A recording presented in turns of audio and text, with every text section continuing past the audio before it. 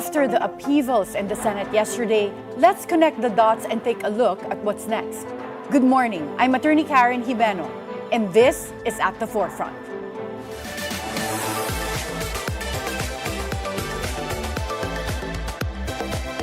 A political analyst breaks down the Senate shakeup and the storm stirred by the flood control scandal.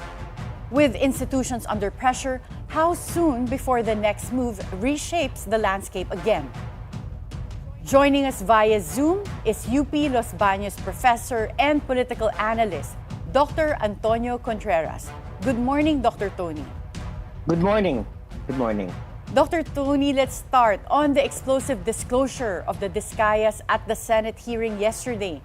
Why do you think there was no senator in the list of kickback recipients? Well, actually, that was the reason why I'm a bit suspicious.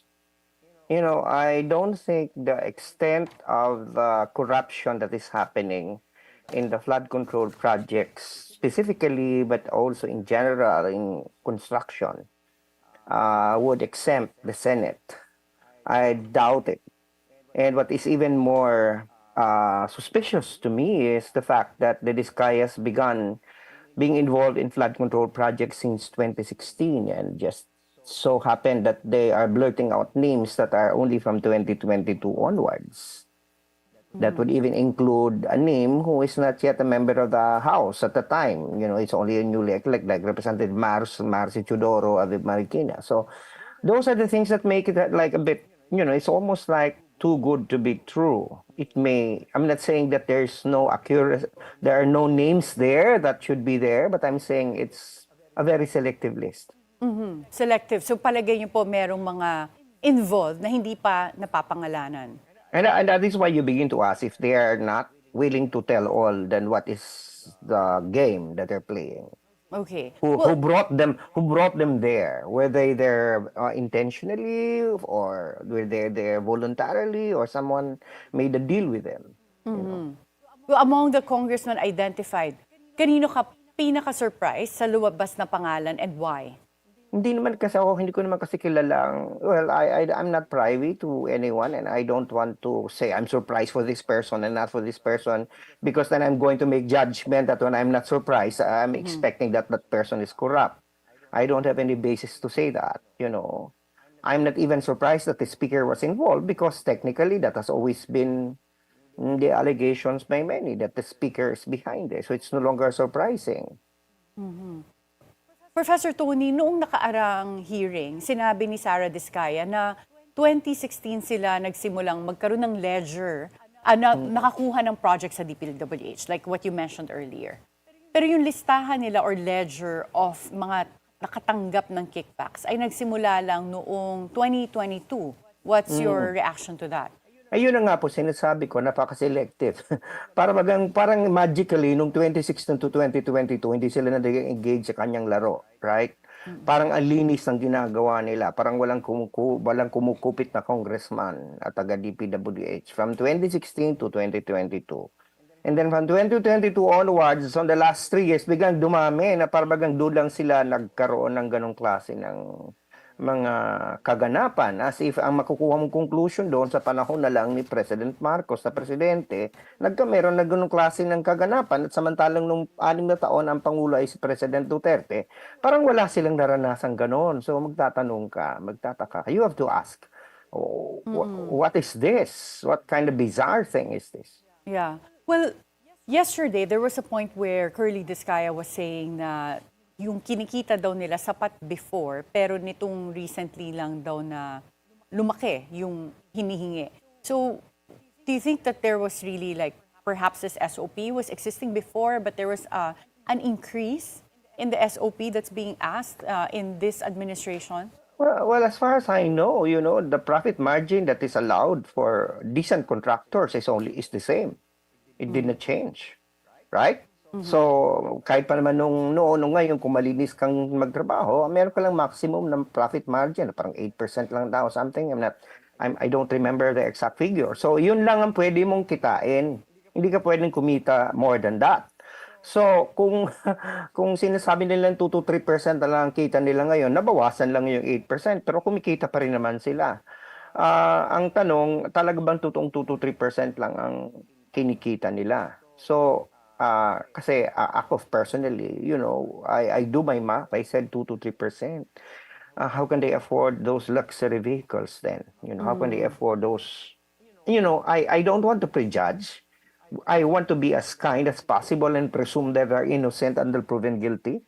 But the moment you're given these kinds of excuses, and you better ask, are they just playing with us, in our minds? That some people will be gullible enough to believe that since 23 years, they've been, in this business, and therefore they were able to accumulate enough wealth that could be enough for them to have 40 or 28, whatever, whatever is exact figure. Luxury. Yeah. But Professor Tony, with the privileged speech of Senator Ping Lacson before, he said that the biggest block of the share or kickback from projects goes to the politicians that insert or are able to put the projects in the budget. So kung ganito yung nakikita natin na what a contractor can afford under this type of system where people have a share in the pie, then what does that say about the wealth that we're not seeing with politicians if that breakdown of distribution is true? I'm always of the belief that, Karen, that, this is a system where you could not just blame the contractor. I don't want to exempt anyone because they're willing participants. But I have been of the belief that since they're business people, they want to earn. No one goes into business not to earn. And you are not going to earn if you don't have a contract. And if it is in the kalakaran na in order for you to win a contract, you have to pay some money to this hierarchy of, let's say, extortion from the senator to the member of the house to the LGU to the DPWH to the BIR to the COA, then definitely if it's part of this, then in order for you to earn money, you have to enter this kind of game. So it is a conspiracy to defraud or plunder our taxes. So it's hindi pwedeng tanggapin natin na ang mga diskaya lang ang pwedeng i-blame. And there must be some people at the top. And so, but if we're going to throw that accusation, it has to be something that is based on facts and reality and evidence. We could not use it as an excuse then to fight back a rival. Hindi naman pwedeng gawin natin parang gagamitin mo, i-weaponize mo to demonize and diminish the ability of a political opponent to win a future election or to take back or take down a person who is associated with your own political camp. So hindi naman pwedeng ganon. It has to be whoever is corrupt, regardless of political affiliation, must be punished. Yeah, hindi selective. Ang obvious naman kasi dito, parang, I think, this is just my suspicion, I don't think the Vizcayas went to the Senate yesterday free of their own volition. I have a strong suspicion that there's probably part now of a political game. And that's also something that is connected to what happened, in my own opinion, what happened in the Senate later in the day when there was a change in leadership. Okay, so let's talk about the change in leadership, Professor Tony. Can you give us an insight on the following? One, bakit napunta sa majority bloc ang mga Villars na kaalyado ng mga Duterte? Especially, we saw that in the midterm election, that alliance. Well, if you're going to ask me about the Villars usually only have loyalty where their business interests will be. I think it's a fact. So I think they are very astute in business, that they would know where it would be easier for them, because they're businessmen. So it's going to be I would say, the more enabling, the more healthy atmosphere for the business to thrive. And they probably have seen that aligning with the Dutertes is no longer financially and business-wise palatable. So that's what I can conclude. And I'm not just talking about the Villars, because they're just representing a whole family, a whole constellation universe of business elites in the country, where their political loyalties will only rest where their business interests would lie. Mm-hmm. Well, next, bakit napunta si Senator Pia sa majority at si Senator Alan Peter Cayetano in the minority? I don't want to second guess. I would like to see that sometimes I think the two siblings are independent from each other. I would like to believe that they sometimes disagree with each other, and in this case, they probably have disagreed. I think hindi naman porket magkapatid, magkapareho na ng pag-iisip. So, Okay. And would you, in your opinion, think that the Duterte bloc had an idea that there was going to be a Senate coup yesterday? well, if you're going to base it on Senator Amy Marcos, who happens to be probably the self-appointed spokesperson of the group now, is saying, they were nagulat sila, nagkagulatan. Ang ibig sabihin yan, hindi nila anticipated, if you're going to believe her. So probably they were also taken by a surprise. But what is interesting here, Karen, is that when I was watching the Blue Ribbon Committee and hearing, I did not see Senator Lacson there. I did not see Senator Soto. So probably they were already, and then I saw Senator Risa Ontiveros make an excuse, of going out to another meeting. Parang naisip ko lang na on hindsight, baka naman nagsisimula sila magluto ng something. But hindi naman ako maniniwala na nung araw lang yon ginawa yung plano. I don't think that I would believe that. I think probably it happened the days before. But pinagtatahi-tahi ko lang, ayoko kasi magkaroon ng conspiracy theory in my mind, but pinagtatahi-tahi ko lang, Toby Tiangco was there to say something. And it was very detrimental to the House, right? And then you had the hearing where the Discayas came pinpointing only things that are damaging to the House, with that question coming from Senator Estrada, if there is a senator involved, and Discaya said, no, none. So, parang pinagtatagpi-tagpi mo na parang something is off here, or something is playing here. If there could be a political movement somewhere that needs to be checked, that's my analysis, na merong mga pagkilos na kailangang i-correct. And I have a feeling that is why the reason why there was a movement in the Senate leadership is precisely because perhaps many senators are now thinking that this current Escudero majority is weaponizing the Senate, and more so the Blue Ribbon Committee, to achieve some political agenda. That's one. Number two, there is also a perception that the Senate leadership is very much now enabling to the pro-Duterte bloc, even if they're just a small group of 5 or 4. So that is something that to some senators may not sit well with them. And add to that the fact that the Senate president is now, his name is being drawn into the mud, so to speak, because of what happened when Lubiano admitted providing 30 million contribution to his campaign, and he admitted it to the Senator Escudero. So that is now placing the Senate in a very difficult position of how can it have moral ascendancy to investigate corruption in contractors, involving contractors, when you have a Senate president and a majority floor leader who were part of, if you're going to believe, if you're going to adhere to Section 95 of the Omnibus Election Code, it's actually a criminal act, right? You know that because The you're a acceptance lawyer. of the donation from someone with a contract with the government. It doesn't exempt anyone, whether it's natural or juridical person, and the giver and the receiver are both guilty of the crime. So I think it's a cleansing type. It's maraming agenda. Lilinis ang integrity ng Senate para mag-conduct ng malinis na investigasyon. At the same time, pinipigilan na maging lang siya, gamit lang siya ng isang political group. I think that's what this leadership, if not the intent, it is something that is probably it is what it has accomplished. Kung hindi man yung intention, ito yung na-accomplish niya. Well, Senator Chis Escudero declined to be the Senate Minority Leader.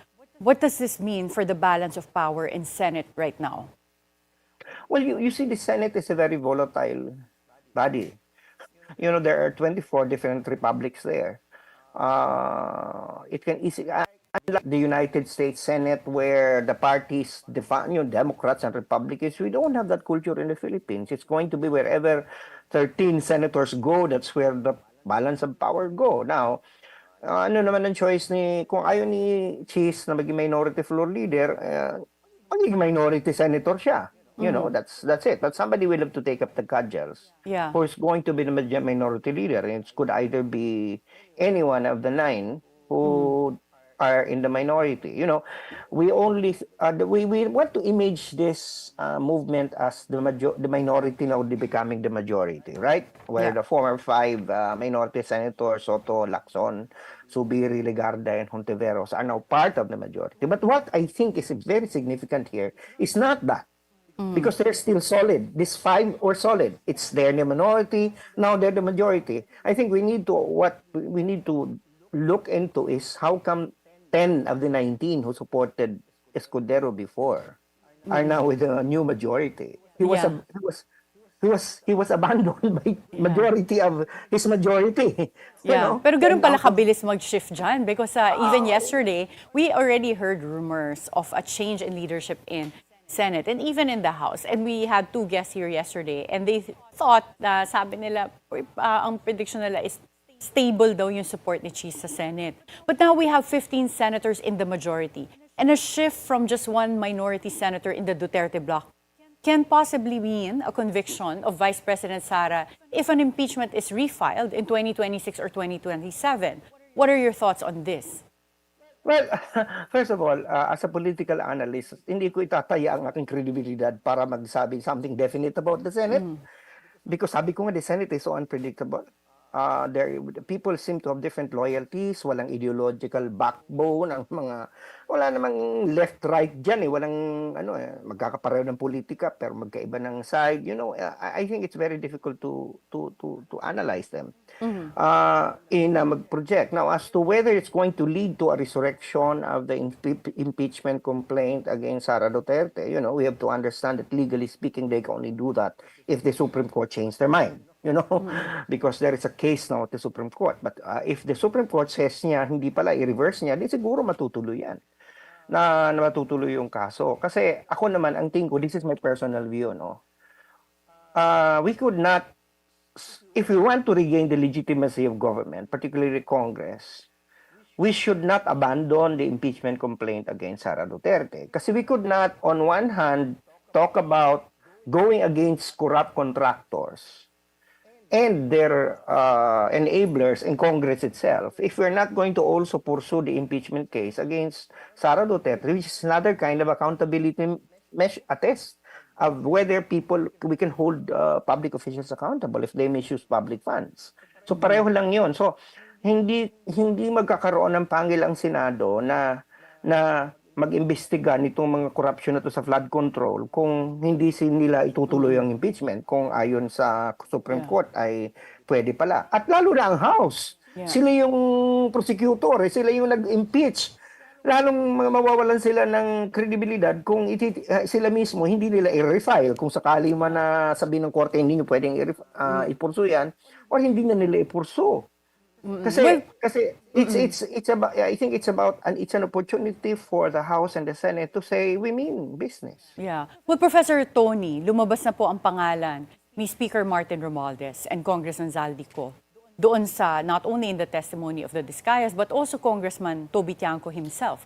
He even had a USB to show yung mga insertions daw ni Congressman Zaldi. So with this, and given the background of the 2025 budget, which has been the most controversial budget in the history of the Philippines so far, anong tingin niyo po mangyayari sa House leadership? Do you think there's going to be a change in the House leadership? Well, there are movements right now. There are rumors that, some names are being floated, including allegedly the current majority leader, the son of the president, Representative Sandro Marcos of Ilocos. There are also Albi Benitez that is being floated around. So we'll see if, Romualdez will be able to survive this test. But whether it's Romualdez or something else, whatever comes out of this, it will still be a majority that will be supportive of the administration. I don't see a supermajority that will go the Duterte way. No, I don't see that. That's far-fetched. Yeah. Well, Professor Tony, we're out of time. So last question lang, do you think may kinalaman po yung Malacanang dun sa change ng leadership sa Senate? Are you making Well, I say, hindi wala naman mangyayaring sa Pilipinas na hindi alam ng Malacanang as to whether silang nag-instigate o sila nag-impluensya o nag-enable, that remains to be seen. But I think they know about this. So whether they had an active role in it, I don't want to speculate. Thank you so much, Professor Antonio Contreras. I hope we can have you next time here sa studio ng BNC. Oh, no problem. Thank you for having me. Next, we'll have an astrologer, Resty Santiago, discuss the connection of the lunar eclipse on Sunday to the political upheaval that happened yesterday, when At the Forefront returns after the short break.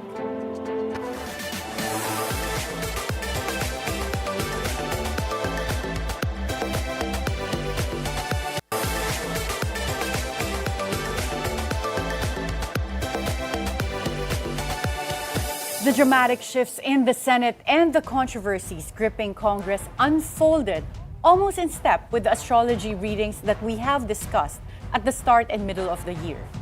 Could the coming months reveal even deeper transformations for the country? With us this morning is renowned Filipino astrologer, Resty Santiago. Good morning, Resty. Good morning, Attorney. It's nice to be back here.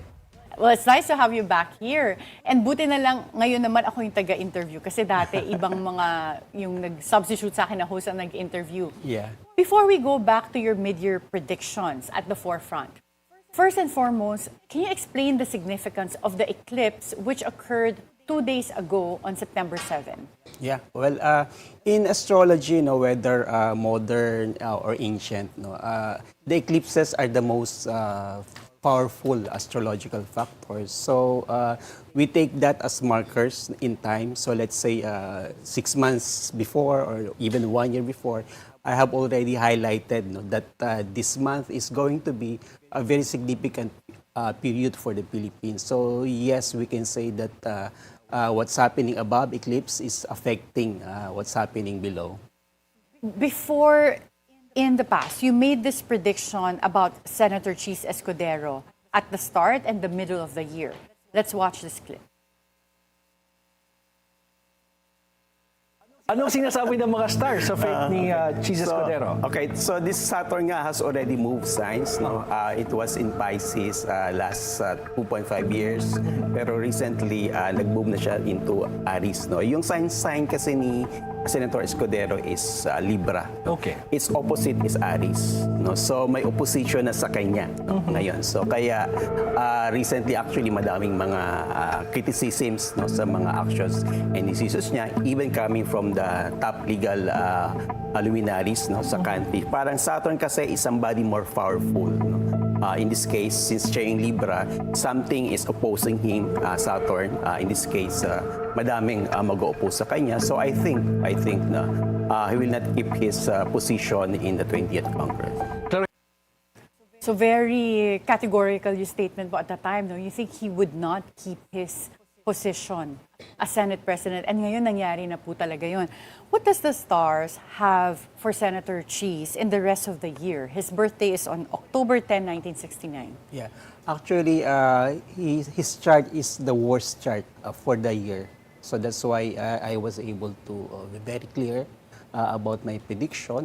Aside from the Saturn that I mentioned in January, he is actually affected by the recent eclipse, because his Venus is about popularity, maybe friendship or allies, was eclipsed. When something is eclipsed, eclipse kasi is black, it's black, it's dark, so it's sort of destabilizing or it takes the power away. Hindi niya piniling sumama po na maging minority leader or he refused to be the minority leader. Will he eventually join the majority according to his stars?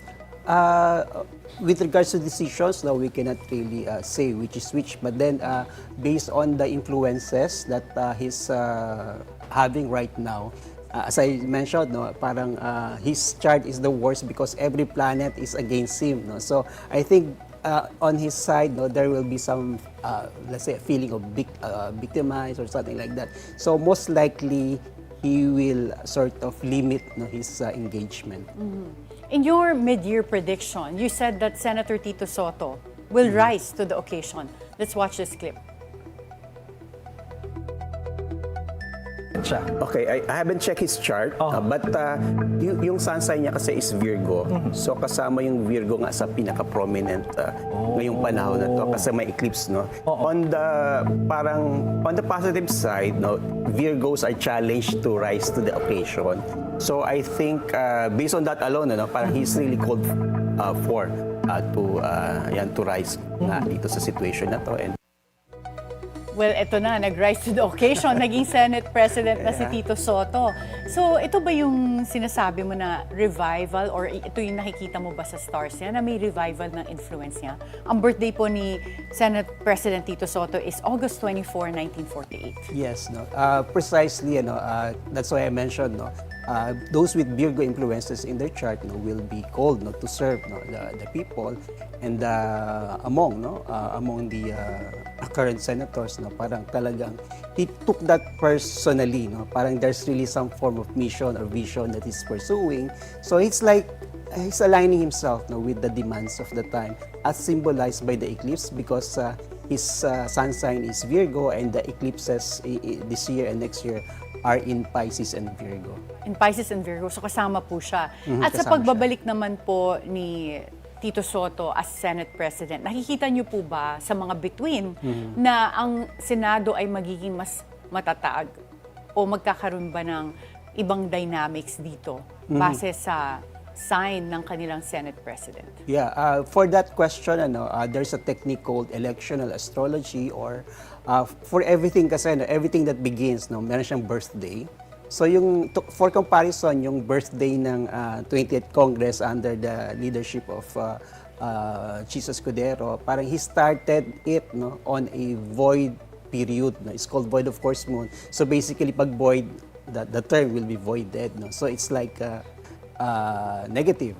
So on the other hand, when Tito Soto was sworn into office yesterday, the planetary configurations are more stable. So I would say that pag void kasi, the Senate may not function as it should.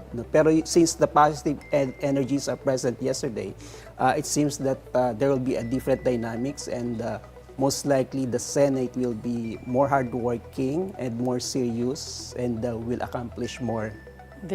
Under this leadership. Yes. You also made an astrology reading for President Bongbong Marcos. Let's watch this. Kung babalikan natin yung sinabi mo, sabi mo it could be a time for President Marcos to change. Yeah. So nakita mo na ba ito? Have we seen that? The influence is there, parang fixed naman yung influence. So an example siguro dyan is that yung call for courtesy resignation ng mga government officials. So that's one way, one manifestation of him maybe listening to the people and changing his strategy or even priorities. Okay, so kung simula March hanggang September ka mo, yung eclipse, so makikita pa rin natin to in the coming months. So should we expect more changes, more reinvention from the president? Yes, I think so. Parang we can say na he's on an alert level, adrenaline rush na he cannot sit still, so he needs to do something maybe better. But again, that depends on the person. Well, you mentioned the September eclipse, which we just experienced now, as bringing positive transformation. Ito na ba yun? Or padating pa lang? There are actually two eclipses. One is this, the previous one 2 days ago. That's eclipse in Pisces. So it's called a lunar eclipse. So pagka may lunar eclipse, there's some form of this something unstable or something drastic or even dramatic. On the positive side, the next one, solar eclipse in the Virgo, is more constructive. So the influence on the past, let's say, giving credit to the president, ang maganda dito, I think somehow, indirectly or directly, he was able to manage this shift, this energy, in a more stable manner, in contrast to Indonesia, for example, kasi Indonesia is also affected by the eclipse. So we can say na somehow siguro baka more mature at he's handling this in a better manner. Okay, so Asia lang ang affected of this eclipse, hindi masyado sa Yeah, it sa actually North America and other countries. Yes, yes. It actually depends on the planets, no. So if a country or an individual has Virgo or Pisces in their charts, it will be affected. The Philippines, I use the July 4, 1946 chart, and it has a Virgo signature. So Virgo throughout our history has been a very important factor in the growth development. Interesting. I didn't know that. Na per country pala may sarili din siyang Yes. parang sign that rules Yes. it. Does this reinvention manifest more in policy direction, or do you think it's in the way the president will handle his cabinet members and inner circle? Yeah, I think so. Both ways, no. I think there will be some policy changes because I think he listened to the people. He's strategizing better now, and then maybe with some changes in the cabinet. No, it might still happen, but then again, the most important thing is he's not idling by. No, he's really trying to work things out. Well, the president himself is a Virgo. Yes. Birthday niya is September 13, 1957. Yes. Will his September eclipse energy still unfold, or marami pa ba tayong ma-expect na mangyayari in this year before the year closes? Yeah. I labeled this month actually as the month of drama. So I think this is it. Ito na yung pinaka-dramatic. Okay, kasi grabe, kaming mga Pilipino talagang, especially yesterday, ang daming nangyari talaga. Yeah. So this is the most dramatic one. The lunar eclipse is more emotional. The solar eclipse is more productive and constructive. Okay, the solar eclipse is the one we're expecting next around Around the 21st of September. Oh, September as well. Yeah. Okay. In your mid-year prediction, you said that 2027 and 2028 will be challenging for both President Bongbong Marcos and Vice President Sara. Let's watch this clip.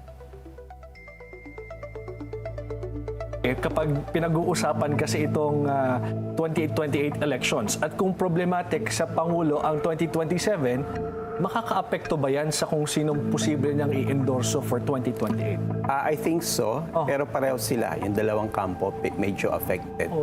So we can hope for black horse. Oo, parang dark horse na, Dark horse. oo, na pwedeng lumabas. Okay, but anyway, sige, bago natin pag-usapan, sabi mo kasi both parties, pati si VP Sara, so hindi maganda ang mga susunod na taon kay VP Sara. Based on the influences, kasi after this Saturn, yung Saturn nga kasi 2.5 years, and Saturn calls for Yes. accountability. It will hit her lucky planets. So medyo mababawasan yung lucky niya. Aabutin, oo. Tapos, the next set of eclipses will hit her negative planets until or around, no? Even before election time. So between now and election time, yung kanyang popularity rating would actually go down. Okay, very definite ang mga predictions niyo po. Do you see that the stars indicate that there will be more challenges for Vice President Sara if you put this in the backdrop of the recent changes in the Senate? Vice President Sara's birthday is on March 31, 1978. Yes, no. May pala, sorry, May, yeah. Okay, yes. Although this year she's undergoing a positive, it's called Jupiter return. Jupiter is about luck, expansion, or allies. No? So that's what we emphasize. No? On the other hand, no, the slower moving planet, which is Saturn. Saturn is the planet of accountability. You know? So it's slower. So as Jupiter's energy wanes, Saturn's influence increases. No? So that's why I think next year and 2027 is going to be a difficult period for her. And precisely the planet involved is Saturn, the planet with rings. It means accountability, living also within the bounds of a certain principle or even law. Mm-hmm. You said that PBBM will also have tougher times in 2026 and 2027. Do the stars show that he will complete his term? Okay, that's something quite difficult to answer. But with regards to the influences, I think there might be attempts to unseat him, especially in 2027. What do the stars say on Senator Ping Lacson? He is now the new Senate pro tempore, Senate President pro tempore, and the chairman of the Senate Blue Ribbon Committee. His birthday is on June 1, 1948. Okay. Gemini is actually one of the most important signs in the Philippines. For example, Jose Rizal, Clemencita Morales, former ombudsman, right? Si Chit Morales. Yes, Conchita po. Yeah. So Gemini sila. Actually, magka-birthday sila, si Jose Rizal at Morales. No? Okay. I didn't know that. Okay. Yeah. So Gemini is like the moral force, moral compass of the country. Okay. So in that regard, and maybe having this position at the Blue Ribbon Committee, so I think Senator Lacson is one of the best person to be in charge of that. Oh, galing naman. Buti na lang pala siya ang naging chairman ng Blue Ribbon Committee. Na, Yes. I mean, if they were going to change it, at least siya yung tama pala na ipapalit. Yeah, because he's based been on your working astrology. along that line Okay. for so long. Yeah. Well, what do the stars say about Senator Risa Ontiveros, who became the part of the majority bloc from being the lone liberal opposition in the minority? Her birthday is on February 24, 1966. She's been having the so-called Saturn return. Saturn is considered as the superior planet. No? So I think she's like personalizing the energy of Saturn as the strict parent, as the taskmaster, as the teacher, as we've seen in the Pogo cases and that of Kiboloy and many other things. No? So I think she'll be more prominent in the coming years. And Resty, do you think the stars also point to turbulence in the House of Representatives and a possible change in the leadership in the House? But before you answer this question, we'll have to take a short break. At the forefront, we'll be right back. Interesting na sagot niyo po.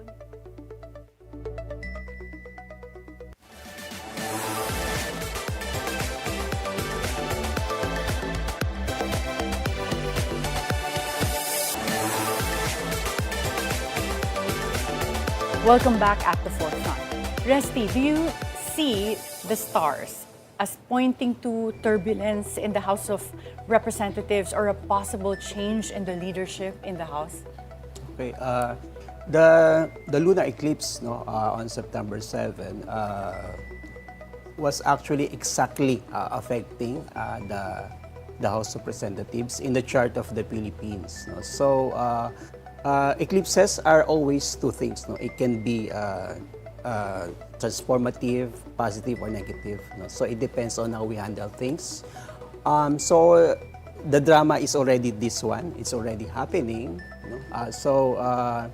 However, if I check the chart of Congressman Romualdez, and his chart is not affected by the eclipse. So this cleansing, I think, will continue, although I cannot really say kung there will be a change of leadership. It's not as clear as with the Senate.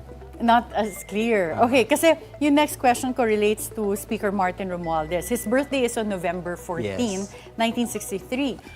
Mapapalitan ba siya as Speaker? The eclipse indicates some form of change, but I think his hold on whatever is still very strong. So it's more of 50-50. I cannot say. It's not that clear It's from not that clear. astrology, from an astrology perspective. Yeah. Okay, that's interesting.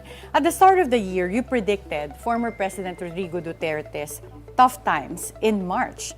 His confirmation of charges hearing with the ICC on September 23 has been postponed. What do the stars show in terms of the health and future of former President Rodrigo Duterte?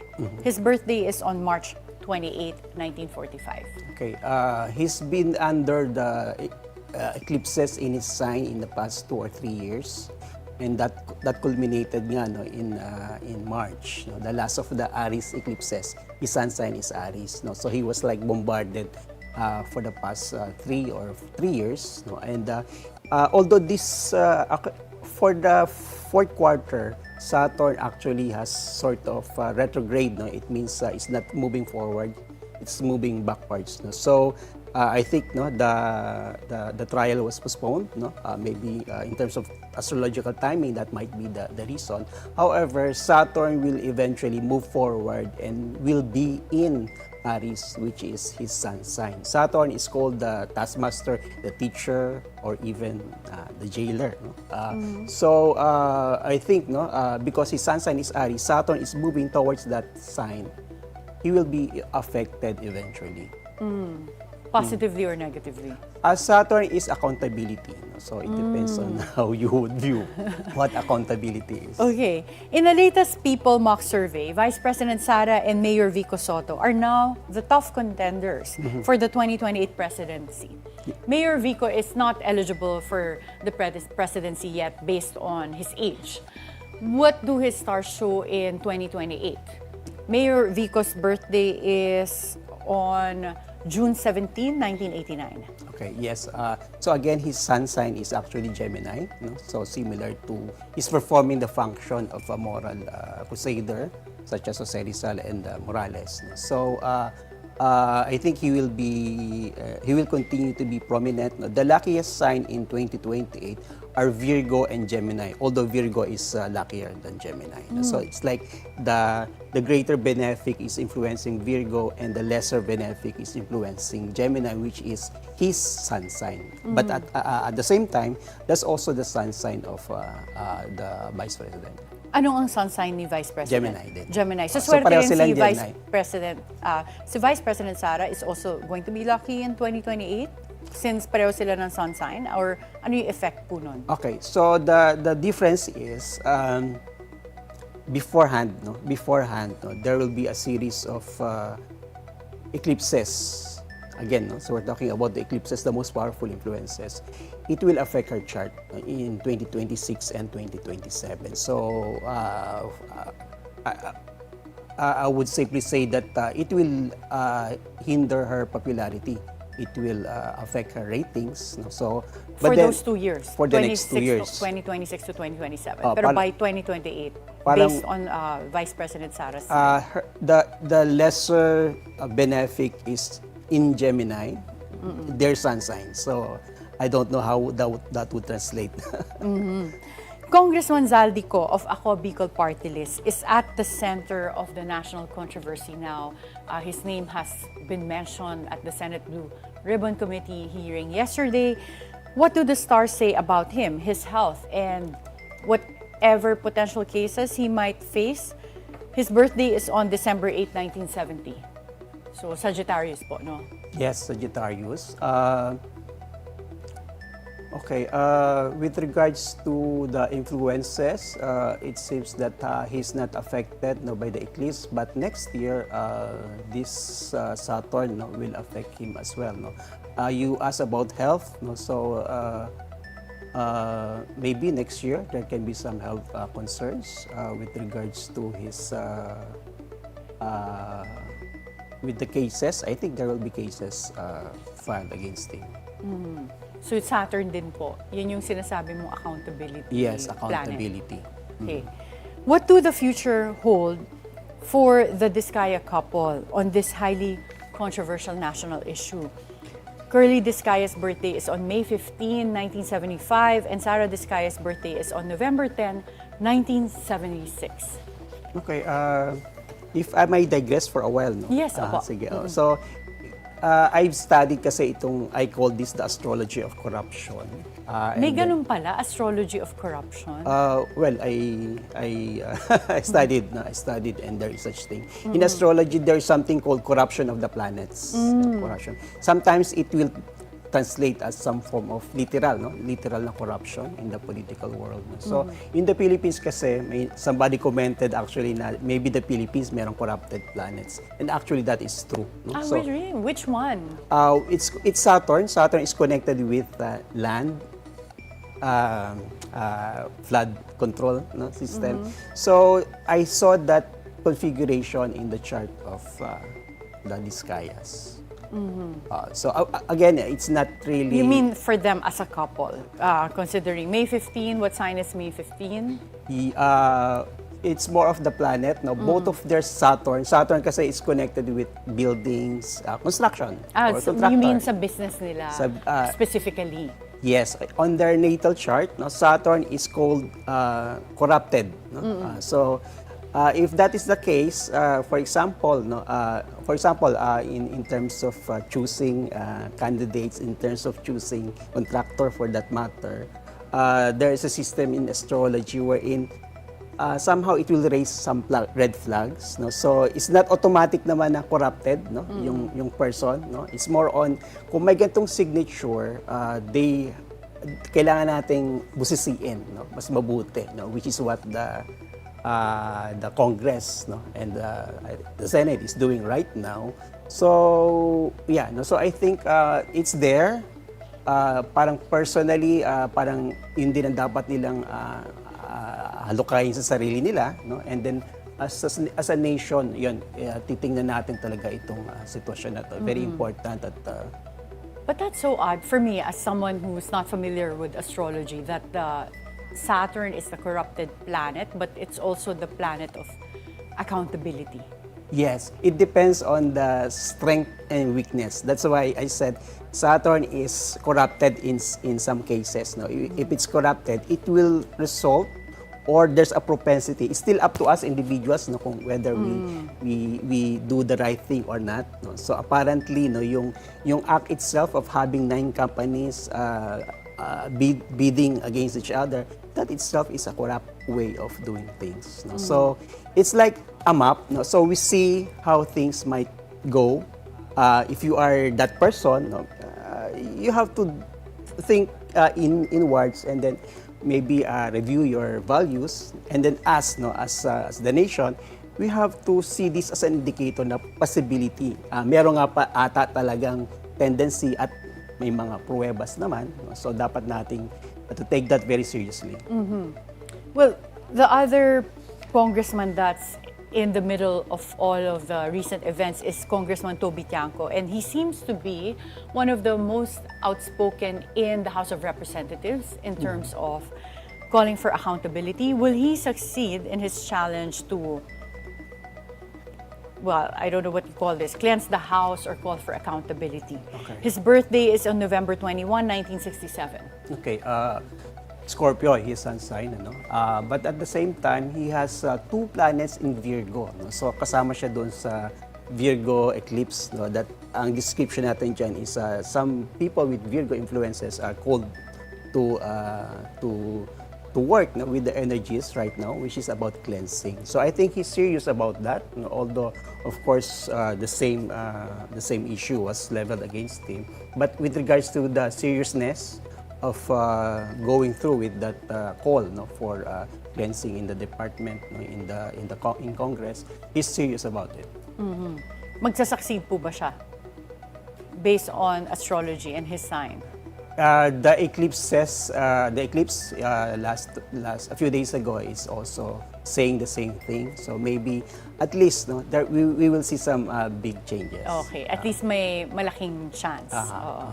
Well, another corruption crusader is Baguio City Mayor Benjamin Magalong. What do the stars show with regard to his fight against corruption? His birthday is on December 15, 1960. Okay. In his chart, there is we call that conjunction between Saturn and Jupiter, no, which is Jupiter is about the law itself, and Saturn is about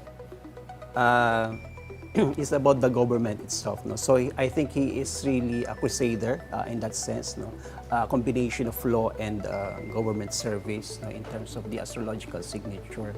So I think he's very serious about it. He will continue doing these things with some positive achievements. What do the stars say about the future of Mayor Benji Magalong? Do you see him as a possible dark horse for the 2028 presidential elections? Okay, here's the thing, no? We never had a Sagittarius president. Never pala. Never, no? So, Ninoy sana, hindi. No? So, Villar sana, hindi. No? Okay, and we never had a Gemini president as well. Interesting. So, maybe... Anong pinaka-common sign ng presidents natin so far? Virgo. Virgo. Magsaysay. The two Marcoses. No? And even in the history, no, si Marcelo H. del Pilar, si Sergio Osmeña, lahat na yan, no, may Virgo. Virgo sun sign. And even the President Quezon, his astrological signature is actually Virgo. Based on what the signs and stars tell you, will the next president be male or female? Okay, in another system, I also do feng shui. No? We are now in the so-called period 9. It started last year until 2040, no? 2043. No? Okay, so its energy is more compatible with women. No? So I think based on that, yes, no, it's a general statement. No, it means more favored compared more favored lang. Compared to the last 20 years. Yeah. But I'm also doing some my preliminary studies, and I think a female candidate will have a big chance. Oh, kasi favored siya by, at least when it comes to both feng shui and astrology. Yes. Well, what does the future hold for the rest of the year? Ano pa ba yung mga months to look out for? Kasi itong September, you said, ito pala yung most dramatic month. Yeah. Meron pa ba kaming kailangan na i-expect na month din na maraming mangyayari? I think we can, after this month, or even maybe in a few weeks' time, no, we can all have a sigh of relief, no? Dahil things might go back, no, to, well, the Congress, the Senate will go back to business. Go back to business. Less drama. Less drama. And next year, meron na ba tayong forecast in terms of any eclipse that would be powerful enough to create another dramatic month like this? There are always eclipses, no? 6 months, every 6 months there are eclipses. Somehow nagbabari lang yung sign, so the people that will be affected, no, will change. No? So for the Philippines, let's say this year is a good year for the Philippines. That's why we have Alex Ayala, all of these people, no, are bringing sports people, artists, no, are bringing recognition for the people, for the Philippines, because this is a good year for the Philippines in general. So next year, the Philippines maybe there will be some improvements in tourism. Okay, in tourism. Yeah. Okay, I hope sa ibang bagay din makakita pa tayo ng improvements. Thank you so much, Resty Santiago, and we appreciate you being back here again. Thank you for having me. The flood control controversy and the abrupt change in Senate leadership has become more than headlines. They signal a political ground that refuses to stay still. The stars, too, have long pointed to reinvention, trials, and reckonings that now press heavily on the country's most powerful figures. What lies ahead is no longer a matter of chance. It may be a reckoning that will define the nation's path forward. Be timely informed, be insightful of the news. Always stay at the forefront. Join us again tomorrow for insights on issues that matter. This is Attorney Karen Jimeno. Thank you for spending your hour with us.